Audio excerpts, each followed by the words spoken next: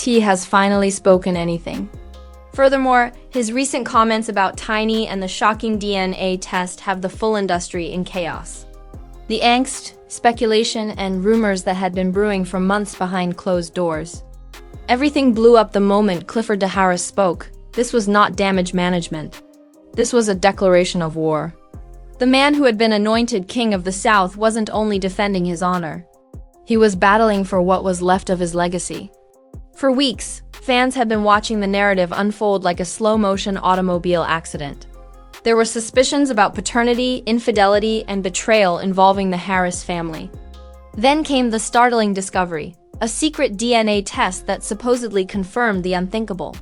Tiny's attempt to hide the test from the public was unsuccessful. And when it did, everything was different. Fans thought that as soon as the results were posted on blogs, T would disappear into obscurity. After all, that's what celebrities usually do when the headlines get fatal. But T was not about to go away quietly. Instead, he reappeared, raw, angry, and ready to talk. For the first time, he expressed his viewpoint in an honest, spontaneous, and passionate manner. He responded, "The chemistry of you and I can't be duplicated." His voice wavered between defiance and despair. "You could be paired with someone else? Put me with someone else. The item won't be the same? Not the same fireworks." It was not just a confession. It was a cautionary tale for Tiny, the industry, and all those who were skeptical of him. But that interview had a darker aspect.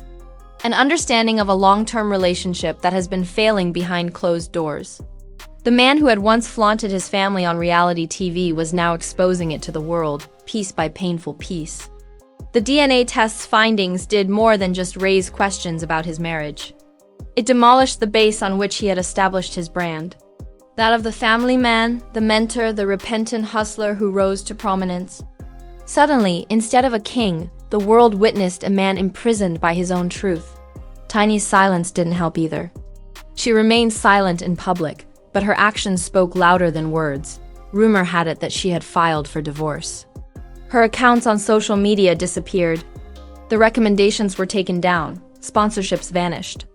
By unfollowing T, even long-term partners started to distance themselves from the catastrophe. It appeared as though the empire they had created together was collapsing brick by brick, and everyone could watch everything happen in real time. Meanwhile, T vanished.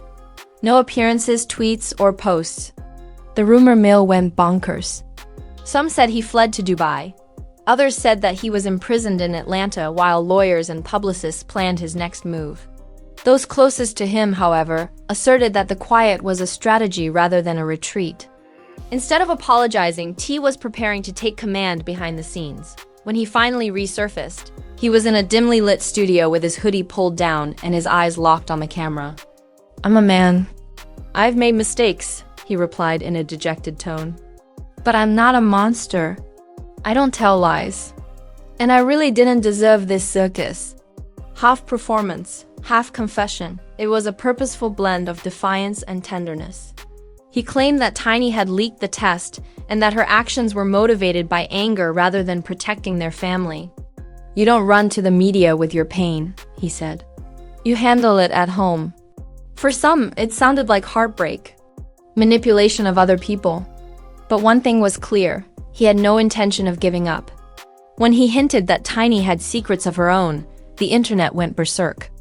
"That test wasn't supposed to go public, man," he said. "That was between family." One sentence changed everything. The focus switched to Tiny. Gossip blogs claim that court records indicate that she tried to seal some documents, potentially even the test itself. Some said that someone in their inner circle had sold the story for a profit. Tiny didn't say anything, which made things worse. During his interview, T posted a video with the message, "Truth don't need no PR." It sounded like a grenade. In response, Tiny's followers banded behind him and yelled his truth on social media. Accusing him of being a master of spin and a manipulator, hashtags began to become more and more popular. #Justice in comparison to #speaks for Tiny, the internet turned become a battlefield. Podcasts examined every word he spoke. On YouTube, panels debated who was truly at fault. Then Shekinah Anderson, the formerly ally turned adversary, appeared. She went live on Instagram one evening while her eyes were burning and her phone was shaking in her hands. "Now is not the time to act like a victim. Tip," she shouted. "You phoned me, not the other way around." She claimed he had offered her hush money and pleaded with her to keep the DNA story a secret. And when he didn't pay, she decided to speak up. Thousands of people watched in real time as she threatened to expose voice notes, screenshots, and proof if I kept lying. She suggested that I start showing receipts. It was a total disaster. 3 people who were once thought of as family are now involved in a cyber war that has revealed secrets dating back years. As the tale continued to unfold, the industry began to discreetly but firmly move on. Brands dropped deals for millions of dollars. The dates of the concerts were changed. Radio stations had stopped playing his songs. Suddenly, the man in control of staging could no longer even direct his own narrative. Insiders estimated that he had lost around $30 million since the beginning of the crisis. Everyone knew that Tae's empire was crumbling, despite the best efforts of his people, but the rapper has long been known for his perseverance. Just when fans thought he had been permanently silenced, he uploaded an unexpected video to Instagram. No words, no hashtags, just spooky pictures. The skyline of Atlanta at dawn. A lone individual walking in the early morning light. A broken crown on the floor. A whisper was heard. A king or queen is deposed. But only fools think he won't rise again. The internet went bananas. Was it a teaser for a documentary? A new record? A public rebranding? Whatever it was, it worked. Videos went popular on TikTok in a couple of hours, and fans examined every frame like detectives searching for clues. Insiders claim that it was a component of a larger effort known as the documentary series Redemption, the real story. "Some truths don't need to be defended," was the slogan. "They speak for themselves." Then, in typical little form, she gave a silent response. One post, 12 words. "Certain truths don't need to be defended. They represent themselves." No caption, no tags. The identical line had been used by T. The message was clear. She was also not going to give up. The queen had spoken something. It was the perfect way to end a royal collapse. No grand climax, no reconciliation, quiet defiance on all sides. When the dust settled, Tiny focused on rebuilding her life, turning her pain into power. Shekinah disappeared into the distance.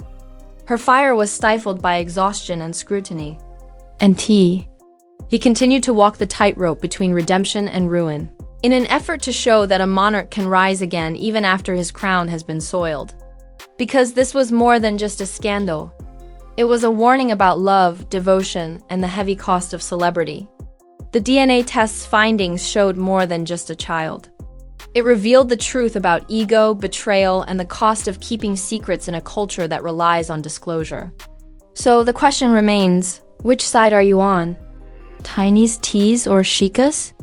Was it the arrival of reality, retaliation, or atonement? In the space provided for comments below, kindly express your opinions.